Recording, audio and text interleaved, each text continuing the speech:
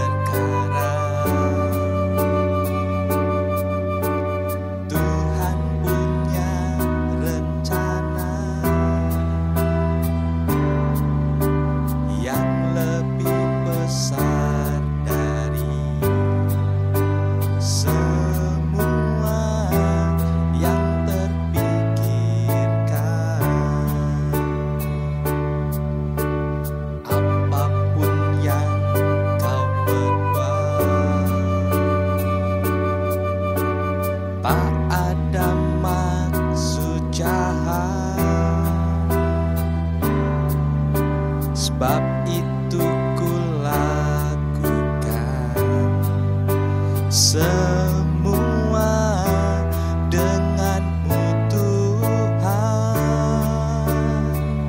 Ku tak akan menyerah pada apapun juga.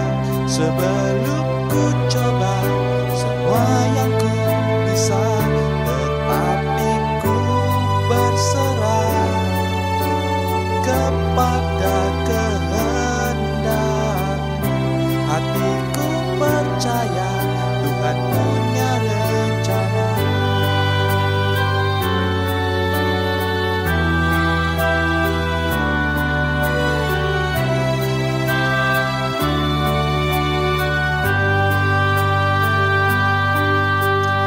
Apapun yang kau berbuat, tak ada maksud jahat. Sebab itu kulakukan semua denganmu Tuhan. Ku tak akan menyerah pada apapun juga. Sebelum ku coba semua yang ku bisa, tetapi ku berserah kepada kehendak-Mu. Hatiku percaya Tuhan punya rencana. Ku tak akan menyerah pada apapun juga. Sebelum ku coba semua yang ku bisa, tetapi ku berserah kepada kehendak-Mu. Hatiku percaya Tuhan punya rencana. Hatiku percaya Tuhan punya rencana.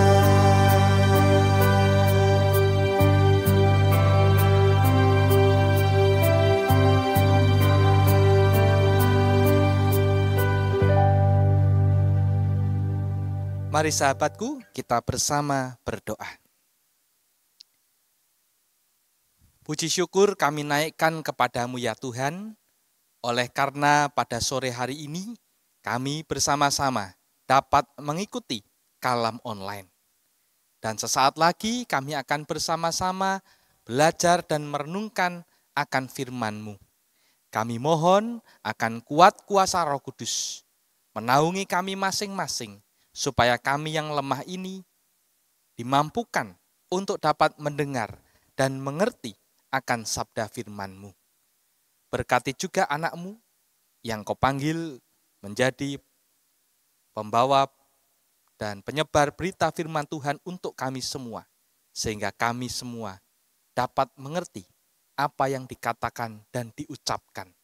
Dan kami mempercayainya, bahwa ketika Tuhan memberkati kami, firman itu bertumbuh, bahkan berbuah dalam kehidupan kami. Bersabdalah ya Tuhan, kami siap untuk mendengar pada saat ini. Di dalam nama Tuhan kami Yesus Kristus, kami berdoa. Amin. Bapak, Ibu, Saudara yang dikasihi oleh Tuhan Yesus Kristus, tema yang akan kita renungkan saat ini yaitu jangan menyerah. Dan kita nanti akan bersama-sama membaca dan merenungkan bagian demi bagian di dalam bacaan Alkitab kita di dalam Injil Markus pasal 5 ayat 24 sampai dengan ayat yang ke-34. Nah, Bapak Ibu Saudara, tema ini saya angkat oleh karena di dalam kehidupan kita tentu saja berbagai pergumulan, persoalan hidup, tantangan hidup itu sungguh nyata adanya. Dan tidak kira-kira bahwa pencobaan-pencobaan, persoalan-persoalan itu datang silih berganti tanpa pemberitahuan terlebih dahulu dan menggoncang kehidupan kita. Tentu saja bagi mereka yang kuat tidak akan ada masalah. Namun mereka yang masih lemah, yang masih membutuhkan penguatan dan pertolongan, itu akan menjadi sesuatu hal yang memprihatinkan. Karena kalau kita lihat dari apa yang tertampil di layar, ternyata kasus bunuh diri sungguh banyak terjadi di dalam kehidupan kita. Dan itu dilakukan oleh orang-orang yang lemah, orang-orang yang kecil, orang-orang yang menderita, orang-orang yang tidak punya kemampuan untuk dapat berdiri dan melanjutkan hidup. Berdasarkan data WHO, di tahun 2021, ternyata lebih dari 700.000 orang meninggal karena bunuh diri setiap tahunnya. Dan ironisnya, 77% kasus bunuh diri di dunia ternyata berasal dari negara dengan pendapatan rendah dan menengah. Di mana posisi kita saat ini? Tentu kita tahu bahwa negara kita, Indonesia tercinta ini, masuk di dalam negara berkembang dengan pendapatan menengah. Artinya kita masing-masing rentan terhadap hal ini. Dan bisa jadi ketika kita menghadapi masalah dan persoalan hidup, kita buru-buru dan tergesa-gesa mengambil keputusan untuk mengakhiri hidup sebagai jalan keluar. Oleh karena itu, saya mengajak kita semua untuk merenungkan tema jangan menyerah. Karena bunuh diri bukanlah solusi. Sayangilah nyawamu. Bukankah hidup kita adalah milik Tuhan? Karena Tuhan telah memberikan nyawanya untuk menebus dosa-dosa kita. Sehingga kita mendapatkan anugerah keselamatan. Mari kita belajar dari seorang perempuan yang begitu gigih dan tidak menyerah menghadapi persoalan hidup. Markus 5 ayat 24 terlebih dahulu mengawali di dalam pembacaan Alkitab kita pada sore hari ini. Dikatakan demikian, lalu pergilah Yesus dengan orang itu. Orang banyak berbondong-bondong mengikuti dia dan berdesak-desakan di dekatnya. Bapak Ibu Saudara, tadi dikatakan pergilah Yesus dengan orang itu. Sebelumnya ada seorang yang datang menghadap Yesus, meminta tolong untuk ia datang ke rumahnya dan menyembuhkan anak perempuannya yang sedang sakit yang berusia 12 tahun. Yesus mengasihi semua orang sehingga ia pun menerima permintaan dari salah seorang pemimpin di rumah ibadat sinagoge pada waktu itu. Di Injil yang lain disebutkan namanya Yairus. Yairus inilah yang meminta Yesus untuk menyembuhkan anak perempuannya yang berusia 12 tahun yang saat itu sedang sakit. Sehingga Yesus pun pergi dan rupa-rupanya kepergiannya itu juga diiringi oleh banyak orang yang berbondong-bondong mengikuti dia. Dan tentu saja dengan begitu banyaknya orang tidak terhindarkan situasi di mana mereka saling berdesak-desakan satu dengan yang lain. Tentu sudah tidak asing kalau dalam kehidupan kita pergi ke pasar dan pasar itu begitu ramai, apalagi itu adalah mendekati hari raya besar, maka kita akan berdesak-desakan di pasar. Demikian juga situasi yang dihadapi Yesus ketika banyak orang berbondong-bondong mengikuti dia. Maka situasi berdesak-desaan, bersenggol-senggolan kanan dan kiri, depan belakang itu menjadi hal yang wajar yang akan dialami oleh Yesus pada waktu itu. Lalu bagaimana selanjutnya? Ayat 25 dan 26 dikatakan demikian. Adalah di situ seorang perempuan yang sudah 12 tahun lamanya menderita pendarahan.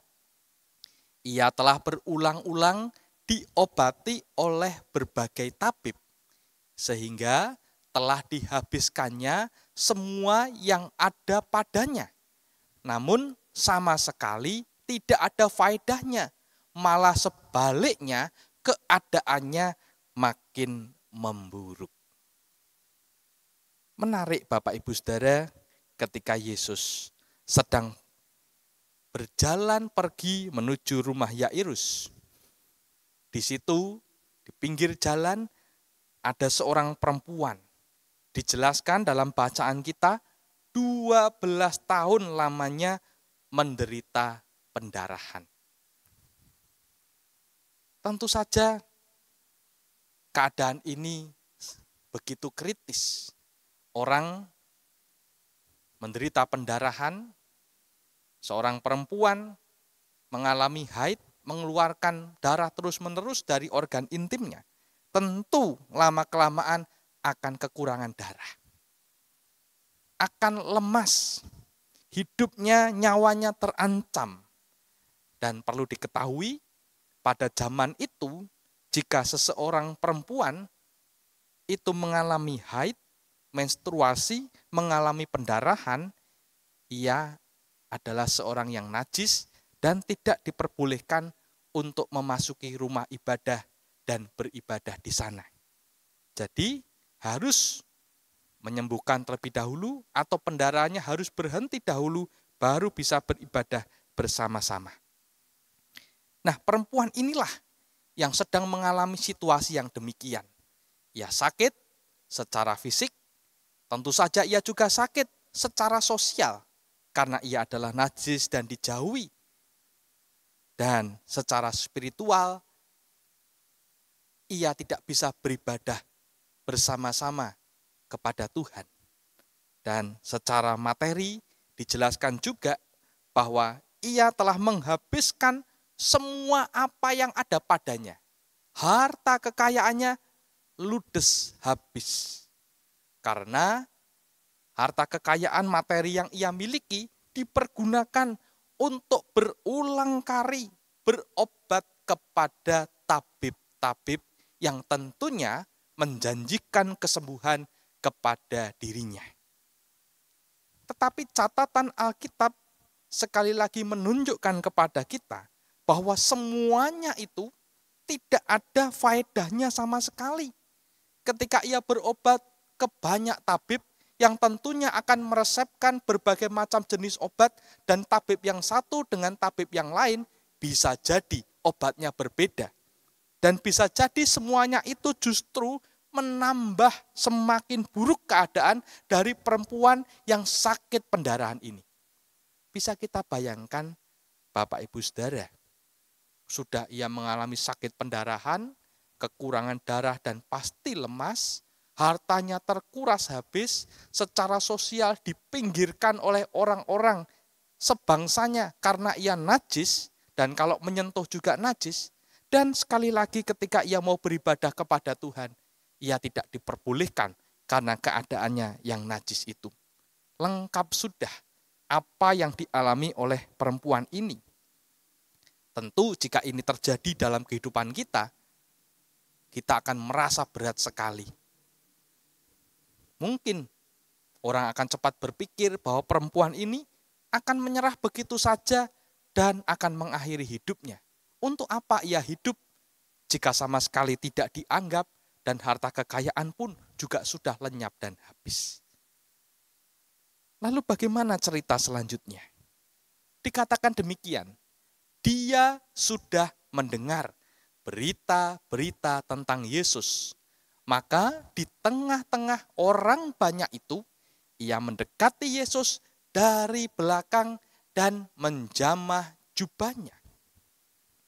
Sebab katanya, asal ku jamah saja jubahnya, aku akan sembuh.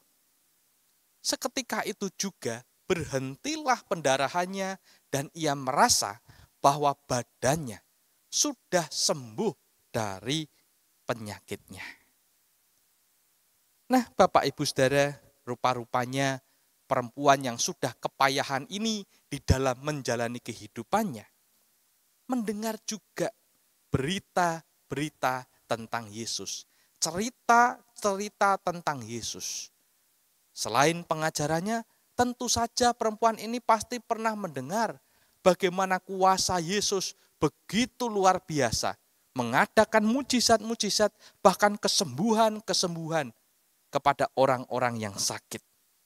Sehingga perempuan ini mendekati Yesus dari belakang. Ya. Alkitab mencatat bahwa di tengah-tengah orang banyak itu, perempuan ini mendekati dari belakang. Tentu kita bertanya-tanya, mengapa tidak dari depan?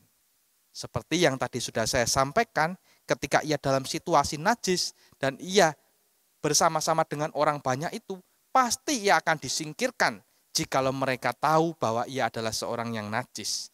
Terutama dengan badannya yang sudah lemah, yang sudah kedodoran itu, tentu saja ia hanya bisa mengendap-endap dari belakang dan berharap tidak ketahuan oleh orang banyak yang ada di sekitarnya. Jadi ada sebuah alasan yang sangat logis dan masuk akal, ia mendekati Yesus dari belakang dan menjamah jubahnya.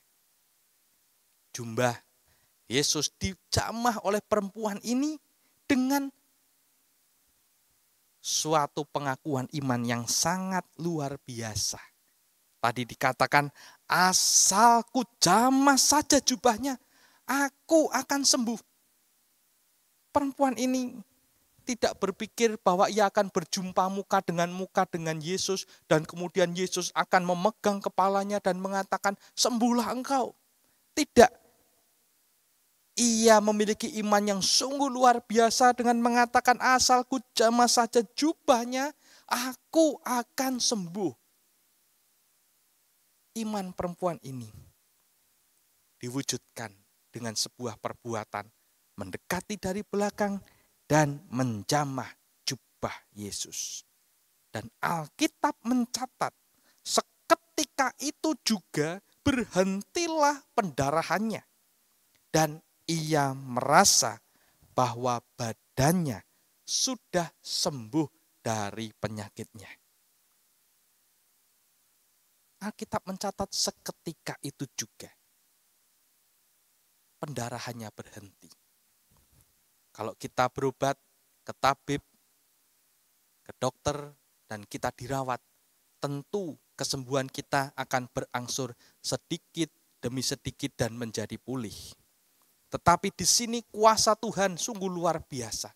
Ketika perempuan ini dengan iman menjamah jubahnya, pendarahannya seketika itu juga berhenti. Dan ia merasa bahwa badannya sudah sembuh dari penyakitnya. Lalu apa yang kemudian terjadi selepas perempuan ini menjamah jubah Yesus? Diceritakan pada ketika itu juga Yesus mengetahui bahwa ada tenaga yang keluar dari dirinya. Lalu ia berpaling di tengah orang banyak dan bertanya, "Siapa yang menjamah jubahku?" Murid-muridnya menjawab, "Engkau melihat bagaimana orang-orang ini berdesak-desakan dekatmu, dan engkau bertanya, siapa yang menjamah aku?" Menarik Bapak Ibu Saudara, ketika perempuan itu menjamah Yesus, ternyata Yesus mengetahui bahwa ada tenaga yang keluar dari dirinya. Kuasa itu keluar dari dirinya. Tentu saja ketika keluar bukan dalam arti nominal, tadinya Yesus punya 100 misalnya nilainya dan dijamah keluar 10, maka Yesus baru tahu, oh ternyata berkurang 10. Tidaklah demikian. Tetapi ketika ada kuasa itu keluar dan Yesus merasakan ada iman yang begitu besar yang menyembuhkan perempuan ini, ia merasa ada sesuatu yang menyukacitakan di dalam kehidupan perempuan ini yang sembuh karena imannya. Patut dipersaksikan pada waktu itu Yesus merasakan kuasanya bekerja, tenaganya keluar. Sehingga ia berpaling di tengah orang banyak dan bertanya, "Siapa yang menjamah jubahku?" Supaya apa yang terjadi sungguh-sungguh dicernihkan. Dan orang yang punya iman dan mengambil dalam tanda kutip untuk kesembuhannya nantinya bisa terbebas dari rasa bersalahnya ataupun terbebas dari prasangka buruk terhadap dirinya sendiri bahwa ia mengambil atau dalam tanda kutip mencuri kuasa itu dari Yesus. Sehingga Yesus mempertanyakan, siapa yang menjamah jubahku? Dan menariknya, para muridnya menjawab, engkau melihat bagaimana orang-orang ini berdesakan dengan engkau. Dan engkau bertanya, siapakah yang menjamah aku? Mungkin kalimat ini sarkastik. Dengan mengatakan, Yesus, kau tidak tahu ada banyak orang di sini dan siapapun bisa mendesak engkau dan menjamah engkau. Jadi bagaimana mungkin kami tahu siapa yang menjamah engkau jikalau begitu banyak orang dan itu bisa siapa saja. Nah Bapak Ibu Saudara, para murid saat itu belum tahu apa yang terjadi. Dan hanya Yesus yang tahu karena tenaganya keluar dari dirinya. Lalu dikatakan, lalu ia memandang sekelilingnya untuk melihat siapa yang telah melakukan hal itu. Perempuan itu yang menjadi takut dan gemetar ketika mengetahui apa yang telah terjadi atas dirinya, tampil dan tersungkur di depan Yesus. Dan dengan tulus memberitahukan segala sesuatu kepadanya. Sekali lagi, Yesus memandang sekelilingnya untuk melihat siapa yang menjamah jubahnya, yang melakukan hal itu. Dengan seksama ia melihat satu persatu gerombolan orang banyak itu, mengamat-ngamati supaya orang itu sungguh-sungguh terbebas dari rasa bersalahnya. Dan rupa-rupanya ketika Yesus mengamat-ngamati keadaan di sekitarnya, perempuan itu dikatakan menjadi takut dan gemetar ketika mengetahui apa yang telah terjadi atas dirinya. Perempuan ini bisa jadi merasa bahwa ia telah diketahui keberadaannya karena menjamah jubah Yesus. Sehingga dia takut dan gemetar oleh karena dirinya adalah seorang yang sakit pendarahan, seorang yang najis, yang menjamah seorang yang terkenal dan tenar. Banyak orang berbondong-bondong di sana dan ia mencuri tenaga dan ia menjamah jubahnya dan menjadikan seseorang itu menjadi najis. Nah, bisa kita maklumi perempuan ini takut dan gemetar. Sehingga bagi seorang yang takut dan gemetar, yang sudah tidak bisa apa-apa lagi, bahkan untuk membela dirinya sendiri dengan perkataannya, karena ia merasa bersalah, yang bisa dilakukan adalah ia tampil, menunjukkan dirinya, dan kemudian tersungkur di depan Yesus. Hanya itu yang bisa dilakukan perempuan ini. Ia tidak lari setelah mengalami kesembuhan yang luar biasa, tetapi ia memberanikan diri, mengambil resiko, menghadapi apa yang sudah ia lakukan, bertanggung jawab atas apa yang ia kerjakan. Tampil, namun tersungkur di depan Yesus. Sungguh-sungguh memohon maaf, memohon ampun tentunya sebagai simbol bahwa dengan tersungkur itu ia menyerahkan sepenuhnya penghukuman kepada Yesus yang telah ia jamah. Namun kemudian dalam keadaan tersungkur itu, perempuan ini dengan tulus, menarik, Alkitab mencatat, dikatakan dengan tulus, memberitahukan segala sesuatu kepada Yesus. Bagaimana ia keadaannya pada waktu itu sudah 12 tahun pendarahan, dan pada waktu itu ia punya iman bahwa dengan menjamah jubah Yesus saja ia akan menjadi sembuh. Dan seketika itu juga sembuhlah pendarahannya. Fisiknya sudah dirasa kembali sehat. Lalu apa respon Yesus terhadap perempuan ini? Menarik, Alkitab mencatat, maka katanya kepada perempuan itu, "Hai anakku, imanmu telah menyelamatkan engkau. Pergilah dengan selamat dan sembuhlah dari penyakitmu." Luar biasa. Yesus tidak memarahi perempuan ini yang sudah menjamah jubahnya. Yesus tidak menghukum perempuan ini ketika perempuan ini menyentuh dirinya. Padahal dengan sakit pendarahan itu ia najis. Dan menyentuh orang yang tidak najis dan bahkan orang yang terkenal, populer, yang mampu mengadakan mujizat dan pengajarannya diikuti oleh banyak orang. Seharusnya ia menerima hukuman dengan keras, tetapi justru Yesus meneguhkan hati iman perempuan ini dengan mengatakan, "Hai anakku, imanmu telah menyelamatkan engkau." Iman percayamu yang mempercayai bahwa aku sanggup menyembuhkanmu, itu telah menyelamatkanmu. Pergilah dengan selamat dan sembuhlah dari penyakitmu. Di sini Tuhan Yesus juga ingin menegaskan bahwa saat ini engkau bukanlah lagi sebagai seorang pencuri yang diam-diam dari belakang dan menjamah jubahku sehingga tenagaku keluar. Saat ini engkau tidak perlu lagi memikirkan bahwa engkau adalah seorang pencuri kuasa dari diriku. Karena imanmu itulah yang menyelamatkan engkau. Sehingga saat ini engkau bisa pergi dengan selamat, sudah sembuh dari sakit pendarahanmu yang diderita 12 tahun itu. Dan sembuhlah dari penyakitmu itu. Puji Tuhan.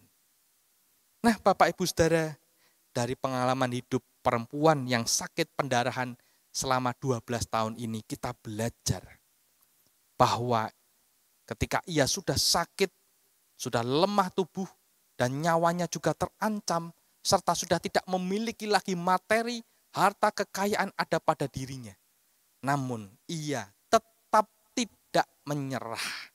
Ia tetap berjuang mempertahankan hidup yang telah Tuhan berikan untuknya.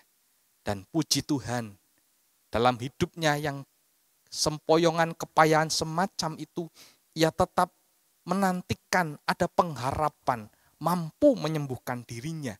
Dan jawabannya ada di dalam Yesus. Ia mendengar cerita tentang Yesus dan ia mengimaninya bahwa Yesus sanggup dan mampu menyembuhkan dirinya. Lalu bagaimana dengan kita, Bapak, Ibu, Saudara, dan saya? Ketika kita harus berjuang menghadapi berbagai masalah hidup, persoalan hidup, penderitaan hidup yang kita alami saat ini. Dan ketika kita mengalaminya justru pada saat kita berada di titik paling bawah kehidupan kita. Apa yang kita pikirkan?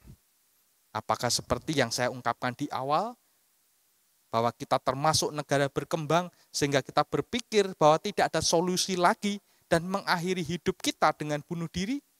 Ataukah kita masih bisa melihat, membaca cerita-cerita tentang Yesus di dalam Alkitab, dan firman-Nya itu menguatkan kita semua untuk tetap berjuang di dalam Tuhan? Seharusnya sebagai orang-orang percaya, Bapak, Ibu, dan saya mengimani, sama seperti perempuan yang sakit pendarahan itu, bahwa ketika kita percaya kepada Yesus, maka ia adalah jawaban kehidupan kita. Kita nantikan pertolongan Tuhan, yang menjadi bagian Tuhan yang akan memberkati dan menolong kita. Dan bagian kita adalah ketika kita percaya, maka kita berusaha, berjuang, berbuat sesuatu, dan tentunya di dalam terang firman Tuhan. Dengan jalan demikian, maka kita mengerjakan bagian kita, dan Tuhan mengerjakan bagiannya, menyertai, menuntun, melindungi langkah kehidupan kita.